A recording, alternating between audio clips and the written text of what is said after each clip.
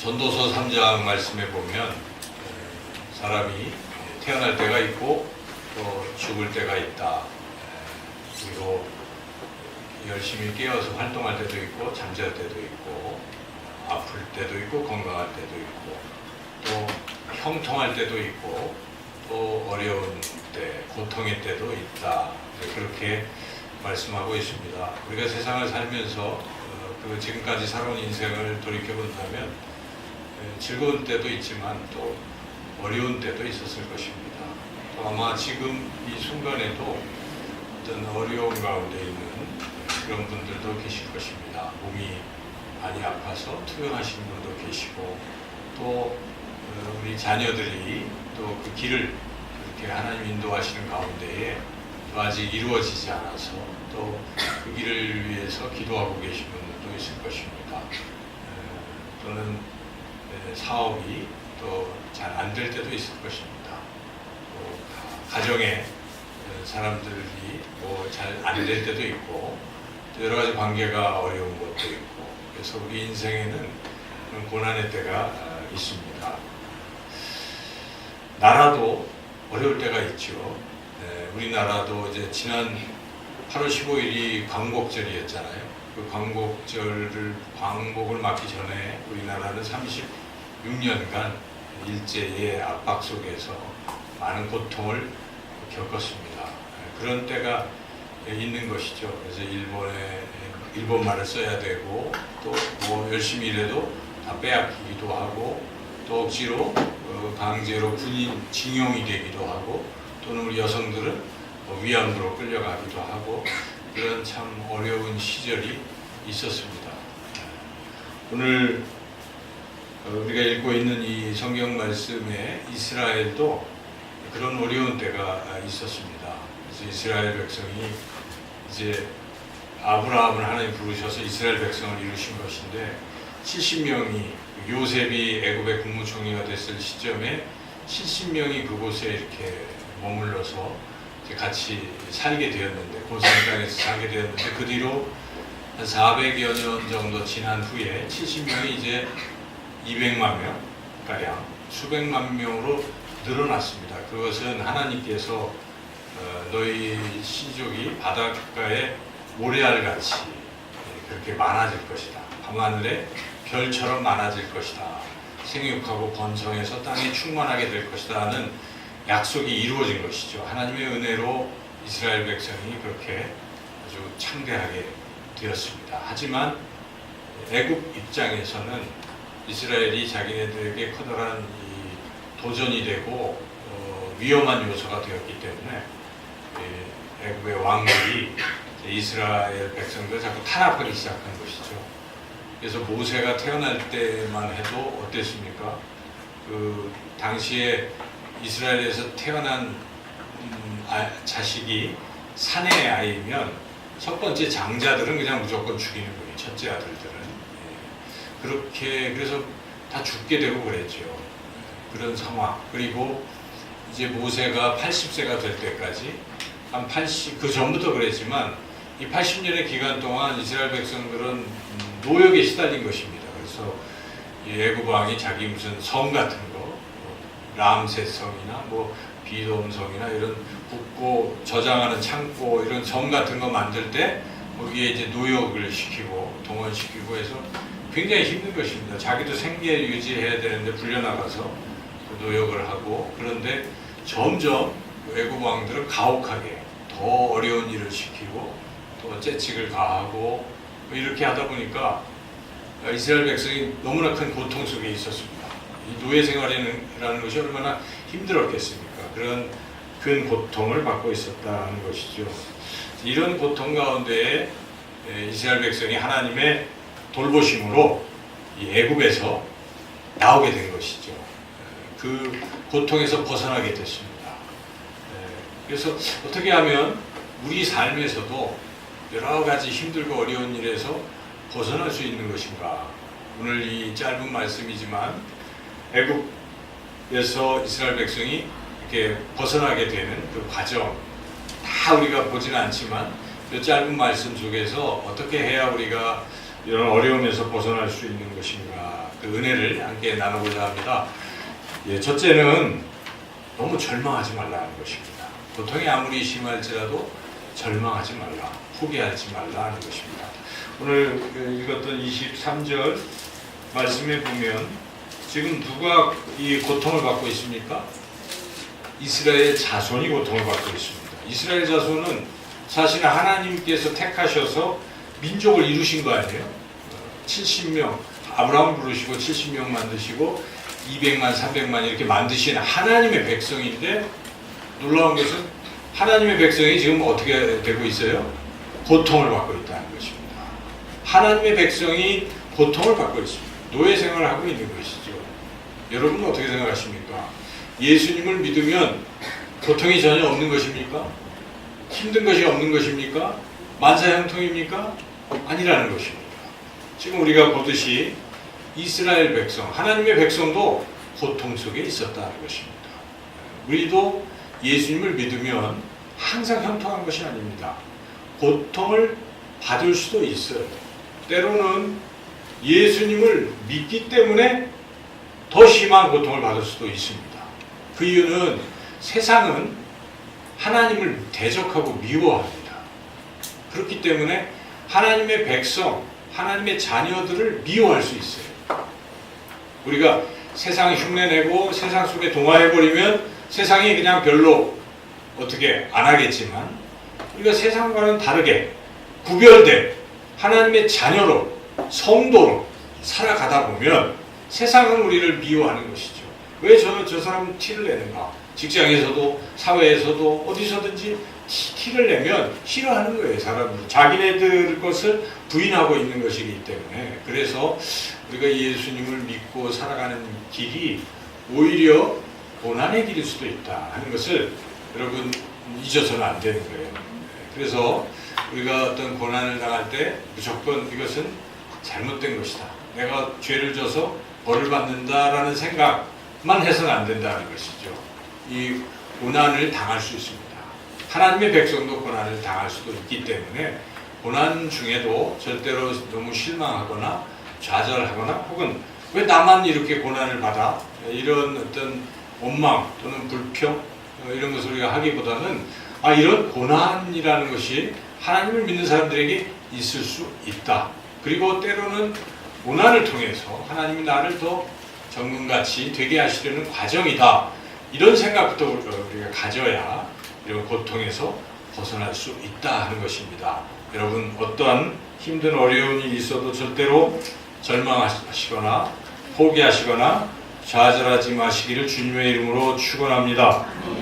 두 번째로 절망하지 마시고 해야 할 일이 있습니다. 오늘 23절, 24절을 보니까 이 이스라엘 백성들이 한 일이 있어요. 그것은 하나님 앞에 하나님께 부르짖어 기도하는 것입니다. 저를 한번 따라서 해볼까요? 부르짖어 기도하라. 23절, 24절 한번 천천히 같이 한번 읽어보겠습니다. 여러 해 후에 애굽 왕은 죽었고 이스라엘 자손은 고된 노동으로 말미암아 탄식하며 부르짖으니 그 고된 노동으로 말미암아 부르짖는 소리가 하나님께 상달된지라 하나님이 그들의 고통 소리를 들으시고 하나님이 아브라함과 이삭과 야곱에게 세운 우리 언약을 기억하사. 여기서 지금 이스라엘 백성이 여러 가지 힘든 일 속에서 탄식하고 부르짖었다, 고통 소리를 냈다 이렇게 되어 있는데 이게 그냥 아프니까 아야 아파 하고 막 그런 소리도 있겠지만은 이 원어의 뜻은 이 부르짖는 소리에 그 대상이 있어요. 그래서 거기에 하나님께 이렇게 되어 있습니다. 그래서 지금 하나님을 향해서 부르짖는 것입니다. 아프다고 해도 여러분 그냥 세상을 향해서 아프다고만 하는 것과는 다른 거예요. 여러분 혹시 힘들면 아이고 힘들어 하고 주변에 사람들에게만 그냥 얘기하는 게 아니에요. 여기 이 고통스러움은 누구한테 얘기합니까? 하나님께 하는 거예요. 하나님 저 너무 힘들어요. 저는 너무 아파요. 하나님은 그것을 원하시는 것입니다. 그래서 힘들어요, 아파요, 신음하는 것도 하나님은 들으시는 것입니다. 그 소리를 외면하지 않는다는 것입니다. 그래서 우리 찬양 중에도 하나님 우리의 작은 신음에도 응답하신다 하지 않습니까? 여러분 그 소리가 하나님 향해 있을 때 하나님 제가 이렇게 어려운 일이 있어요 하고 하나님께 부르짖어 여러분들의 어려운 형편과 사정을 아랠 때 우리 하나님께서는 그 소리를 꼭 들으신다는 것입니다. 그걸 믿으시기 바랍니다.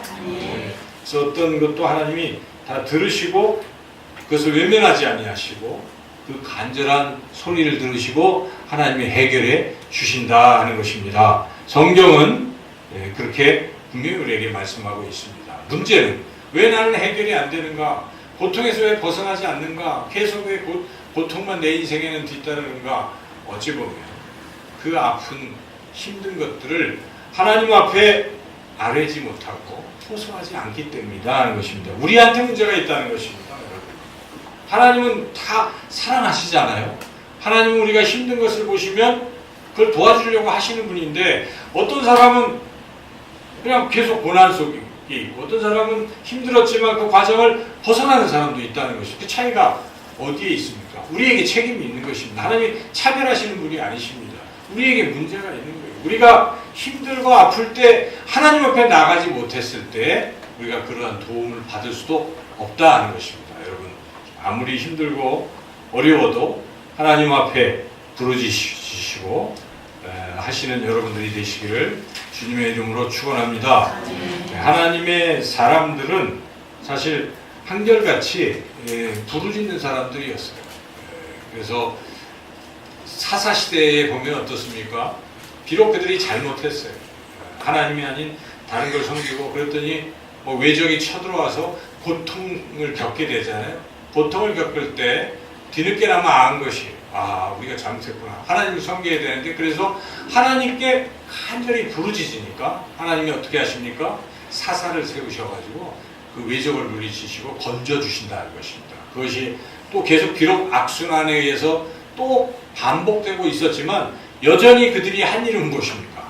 고통 중에도 하나님께 부르짖었다는 이것만큼은 확실한 사실입니다. 아무리 과거가 잘못됐더라도 힘들면 하나님 힘들어요 했을 때 하나님은 아무리 잘못했더라도 그 악순환을 반복하고 있을지라도 하나님의 백성이 신음하고 부르짖으면 하나님 앞에 부르짖으면 하나님이 들으시고 해결해 주신다는 것입니다. 계속 우리가 성경을 보고 역사를 보면 또 사무엘이 사사의 마지막 사사인데 그때 이스라엘 백성이 블레셋의 침공을 이미 받아서 어려웠는데 또 한 번 블레셋이 쳐들어올 때가 있었습니다. 그때 온 백성이 사무엘에게 가서 얘기하는 거예요. 우리를 위해서 부르짖어 쉬지 말고 기도하라고. 그럴 때 사무엘이 미스바 광장에서 하나님 앞에 부르짖어 기도했더니 블레셋 군대가 물러가게 된 것입니다. 그래서 거기 에베네셀에 돌을 세우고 하나님이 여기까지 우리를 도우셨다는 것입니까? 결국 해결한 것은 무엇 때문입니까? 하나님 물론 해주시지만 중요한 것은 우리가 하나님 앞에 부르짖어 기도해야 한다는 것입니다. 부르짖어 기도할 때 그런 역사가 일어나는 것입니다. 또 아사왕 때 어땠습니까? 아사왕이 참 신실한 왕이었지만 군대가 막 쳐들어왔습니다. 그래서 아프리카 구수라는 그런 곳에서 한 100만 대군이 이스라엘 쳐들어온 것입니다. 이거 어떻게 할 수가 없잖아요. 그때 아사왕이 그렇게 기도했습니다. 강한 자와 약한 자 사이에 도와줄 분은 하나님 뿐이십니다. 도와주세요 하고 부르짖어 기도할 때 하나님께서 그 100만 대군을 물리쳐 주셨습니다. 아사왕의 아들 여호사밧 왕한테도 똑같은 것입니다. 그때는 또 모압과 암몬 연합군대가 또 쳐들어왔어요. 이거 어떻게 할 수가 없어요. 도저히 우리는 다 망한 것이다. 그래서 여호사밧이 역시 하나님 앞에 기도합니다. 아무것도 할 수 없습니다. 우리는 아무것도 할 수 없어요. 주만 바라보나이다. 여러분 찬양 있잖아요. 그때 여호사밧이 주만 바라보나이다 하고 하나님 앞에 간절히 기도했을 때 하나님께서 군대의 힘이 아니라 그들이 찬양할 때에 또 서서 찬양할 때에 하나님이 역사하셔서 다 물리쳐 주셨다는 것입니다. 부르짖어 기도하는 것은 그렇게 하나님께서 들으시고 응답해 주신다는 것입니다. 히스기야 왕을 여러분 잘 아시지요? 히스기야 왕이 이제 사형 선고를 받아 죽게 됐을 때 그가 뭐 했습니까?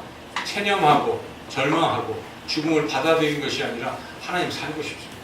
그래서 다 물리치고 벽을 향해서 혼자 간절히 통곡으로 하나님께 부르짖어 기도할 때 하나님 그걸 들으셨어요. 그 눈물을 보시고 그 기도를 들으시고 이사야를 다시 보내서 바로 그의 생명을 15년간 연장시켜 주셨습니다. 하나님은 이렇게 간절한 그 부르짖는 기도를 들어주십니다. 우리 예수님도 그렇게 기도하신 것을 여러분 잊어서는 안 됩니다. 예수님도 겟세마네 동산에서 간절히 눈물이 핏방울이 되도록 땀방울이 핏방울이 되도록 그리고 통곡의 기도를 하나님 앞에 드리셨을 때 하나님께서 그에게 믿음을 주셔서 십자가를 지고 갈 수 있는 그러한 힘을 주셨다는 것입니다.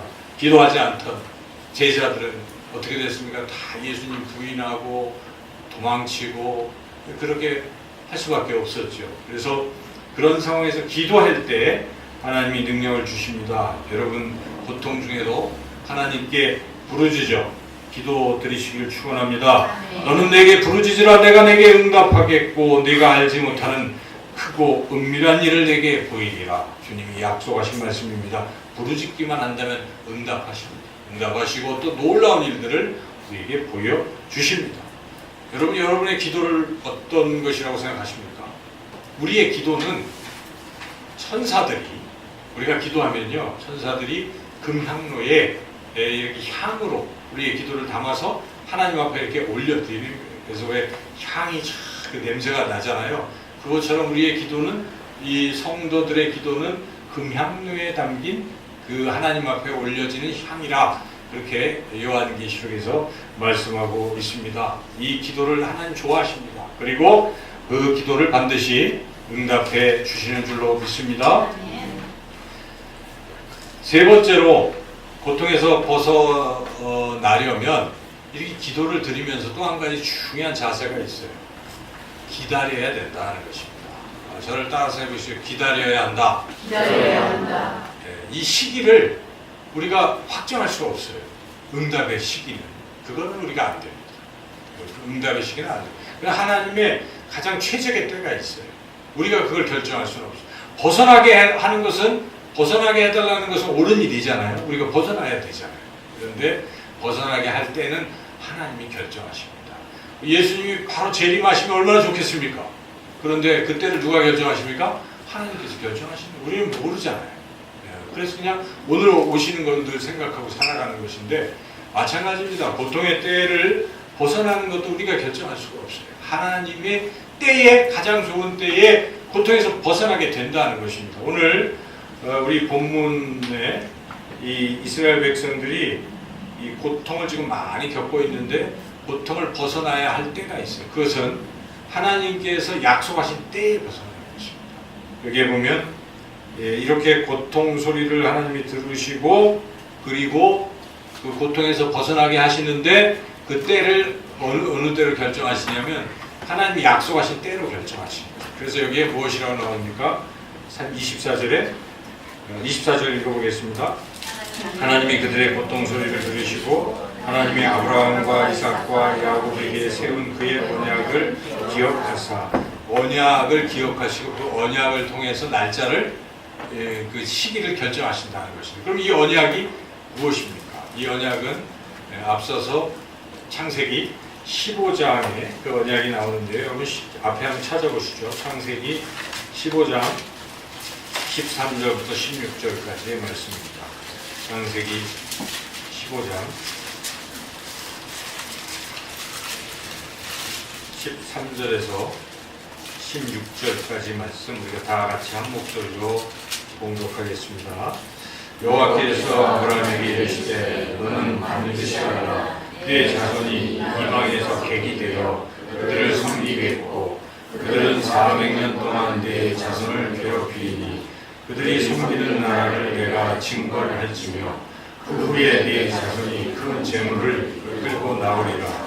너는 장수하다가 평안히 조상에게 돌아가 장사되었으니 네 자손은 4대 만에 이 땅으로 돌아오리니 이는 아모리 족속의 죄악이 아직 가득 차지 아니함이니라 하시더니 이미 하나님께서 이것을 다 아시는 그 계획 속에 있습니다. 그래서 아브라함에게 나타나셔서 그 일을 약속을 하셨어요. 너희 자손이 70명이 애굽에 가서 400년 동안 200만 그렇게 크게 강성하게 될 텐데 그 중에 애굽으로부터 고난을 받게 될 것이다. 고통을 받게 될 것이다. 그런데 고통을 받은 기간까지 말씀하시잖아요. 400년이 차면 다시 내가 애굽에서 가나안 땅으로 인도해낼 것이다 라고 약속하시는 것입니다. 그 이유는 하나님의 전체적인 섭리와 계획 속에서 지금 하나님이 공의 하나님이시기 때문에 그냥 무작정 이스라엘 백성을 가나안 땅에 바로 보내실 수가 없어요. 공의가 그러면 아니라는 것이죠. 이스라엘 지금 가나안 땅에 살고 있는 가나안 족속들이 거기서 쫓겨나면 그것도 참 슬픈 일이잖아요. 그들 입장에서. 근데 쫓겨날만 하기 때문에 쫓겨난다는 것입니다. 그들의 죄악이 너무나 가득 찼기 때문에 그 땅에서 쫓겨내는 나는 때가 있다는 것입니다. 아모리 족속의 죄악이 반영해야 그 일이 가능한 것입니다. 그러니까 하나님의 법칙이요 공의이신 것이죠. 하나님은 무원칙적으로 내가 사랑한다고 이쪽 보내고 이쪽은 막 이렇게 하시는 그런 분이 아니십니다. 다 그들이 그만한 잘못을 범했기 때문에 그에 상응하는 벌로서 쫓겨나게 되는 것이죠. 그래서 이것이 하나님의 섭리와 계획이기 때문에 하나님의 때가 있는 것입니다. 400년이 지나야 이스라엘 백성은 지금 애굽에서 벗어나게 돼 있는 것이죠. 이 때를 누가 결정하는 것입니까? 우리가 결정할 문제가 아닙니다. 할 수가 없는 것이죠. 하나님이 결정하신 문제이기 때문에 각자에게 어떤 고통이나 어려움이나 이런 것이 있을 수가 있잖아요. 근데 그 벗어날 때도 우리가 기도했지만 때가 있다는 것입니다. 그래서 우리가 항상 이것을 잘 깨달아야 돼요. 여기서부터 중요한 것입니다. 믿음이 있는 사람과 없는 사람의 차이, 믿음이 큰 사람과 크지 않은 사람의 차이는 이 기간을 견디지 못하는 것입니다. 믿음 있는 사람은 어떻습니까? 하나님의 약속을 확실히 믿기 때문에 400년 그래 하나님이 결정하실 거야. 나는 지금 답답하지만 내가 지금 당장 벗어나고 싶지만 하나님이 결정하신 때가 있어. 이걸 믿는 것입니다. 그래서 그 때가 이를 때까지 포기하지도 않고 낙심하지도 않고 계속 인내하면서 그 때가 올 때까지 기도하는 것입니다. 여러분 이것이 믿음의 진수입니다. 그래서 믿음이라는 것은 인내가 뒷받침된 것입니다. 한번 반짝해서 하나님이 들어서 응답해 주시고 룰루 이게 신앙이 아닌 것이고 누가 못합니까? 당장 그런데 눈에 보이지 않잖아요. 여러분 아브라함도 눈에 보이지도 않고 25년을 기다렸어요. 그래서 이삭을 얻은 것입니다. 길이 찾는 것이죠. 욥도 어떻습니까? 보이지도 않는 하나님. 그러나 그가 끝까지 기다리고 나중에 주를 배웠나이다 하고 모든 문제가 해결이 되는 것이죠. 성경은 다 그것을 우리에게 가르쳐주고 있습니다. 여러분 때를 기다리시기를 축원합니다. 비록 더디오는 것 같아도 하나님은 가장 좋은 때에 이루어 주시는 거예요. 우리가 간절히 기도하고 하나님 앞에 우리의 어려움을 호소하고 나아가면 때가 돼서 하나님께서 반드시 우리를 형통이 고통에서 벗어나게 해 주실 줄로 믿습니다. 이 말씀을 붙드시고 힘들고 어려운 모든 곳에서 여러분 건지심 받고 기쁨으로 주님을 더욱더 경외하시기를 축원합니다.